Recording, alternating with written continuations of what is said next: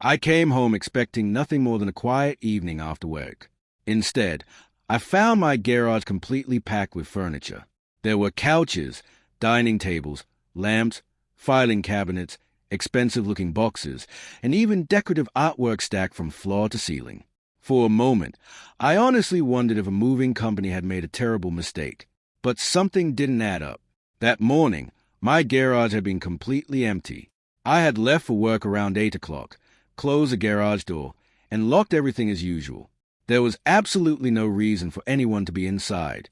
Someone had entered my property without permission. The first thing I did was open the security camera app on my phone. What I saw made my jaw drop. Earlier that afternoon, an HOA moving truck had pulled into my driveway. Several movers stepped out and began unloading furniture directly into my garage.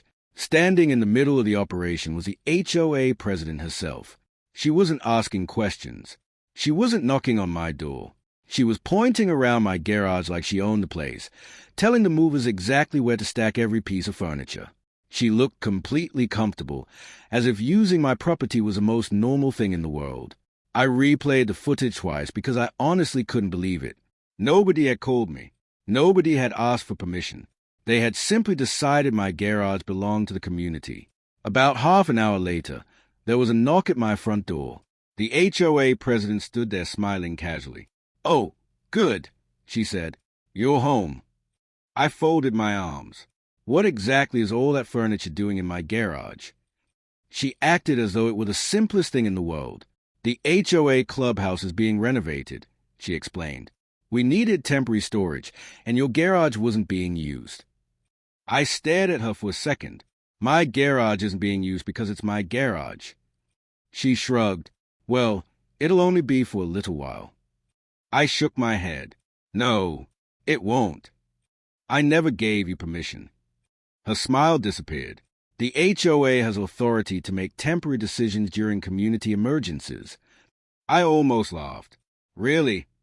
Show me where that rule exists." She immediately became defensive. "You're being difficult." "No," I replied calmly. "I'm protecting my private property." She rolled her eyes and accused me of refusing to help the neighborhood. Apparently, she expected guilt to change my mind. It didn't. I told her she needed to remove every single item immediately. She refused. Then she turned around, got into her SUV, and drove away as though the conversation was over. Unfortunately for her, it wasn't. That evening, I carefully reviewed my state's property laws. I also called a local attorney to confirm exactly what my legal options were. After making sure I understood the rules, I contacted a professional storage and removal company. I explained that an authorized property had been placed inside my private garage without permission. They told me they handle situations like this regularly. Early the next morning, 2 large trucks arrived. Before touching anything, the workers photographed every item from multiple angles. They created a complete inventory, documented the condition of every piece, and carefully packed everything for transport. Nothing was damaged. Nothing was rushed. Everything was handled professionally. Within 2 hours, my garage was empty again. The furniture wasn't thrown away. It wasn't destroyed. It wasn't sold. Instead, it was legally transferred into a commercial storage facility. The account was opened under the HOA's organization name, using the HOA president's contact information that appeared on the moving paperwork, exactly where it belonged. Later that morning, I heard tires screech into my driveway.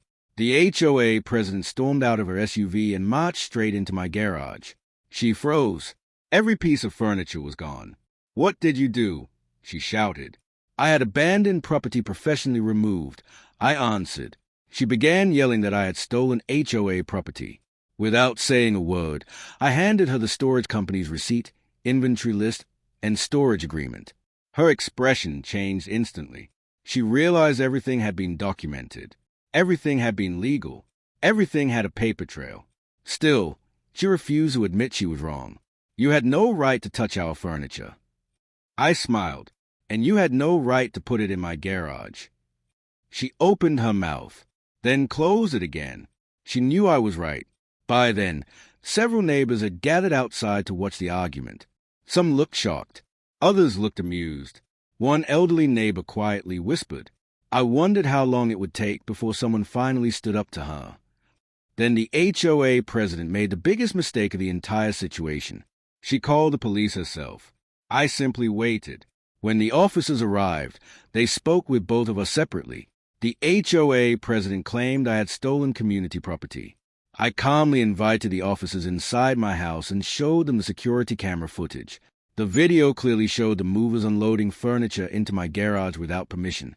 It also showed the HOA president supervising the entire operation. The officers watched every minute. Then they asked me for my paperwork. I handed them the inventory, storage receipts, removal documents, and photographs. Everything matched perfectly. Nothing had been hidden. Nothing had been damaged. One officer turned toward the HOA president. "Did the homeowner give you permission to store these items here?" She stayed silent for several long seconds. She didn't answer. Finally, she quietly admitted, "No." That single word ended the argument. The officers explained that private residential garages are not HOA storage facilities. Placing property inside someone else's garage without consent could create serious legal consequences. The HOA president's confidence disappeared. Instead of writing me a report, the officers advised her to retrieve the furniture from the storage facility immediately. The HOA ended up paying thousands of dollars in moving costs, transportation fees, and commercial storage charges. When homeowners later discovered HOA funds had been spent fixing a mistake that never should have happened, many demanded answers at the next board meeting. Several board members publicly criticized the HOA president's decision. Within a few months, she resigned from her position. As for me, my garage returned to exactly what it had always been: quiet, empty, and completely under my control. Sometimes people believe they can ignore property rights simply because they hold a title or position. But ownership doesn't disappear because someone thinks they're in charge. And ever since that day, no one from the HOA has ever tried to use my garage again. If you enjoyed the story, don't forget to like, subscribe, and leave a comment telling me where you're watching from.